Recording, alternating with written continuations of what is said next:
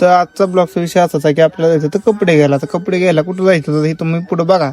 तर रामकृष्ण हरी मंडळी आपलं आजच्या ब्लॉगमध्ये स्वागत आहे. तर आपण सकाळ सकाळी आंघोळ केली, देवाची पूजा ही करून देवाच्या पाया पडून चाललो. कुठं जायचं म्हणले एक वाट्यात चक्कर टाकावं लागते. एक चक्कर वाट्यात टाकली ना आलो डायरेक्ट चहा प्यायला. चहा वगैरे पिलो आणि चॉकलेट कोणाला पाहिजे त्यांनी कमेंट करून सांगा.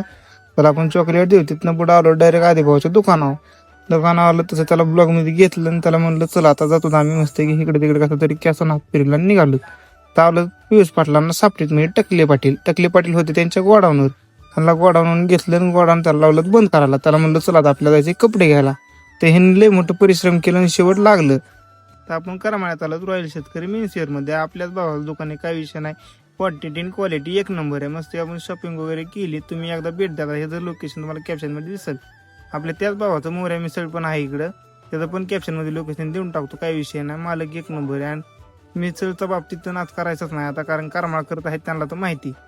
आम्ही घेतो आता मिसळ खाऊन. तुम्ही आलात कधी करमाळ्यात या नक्की ना आवर्जून या.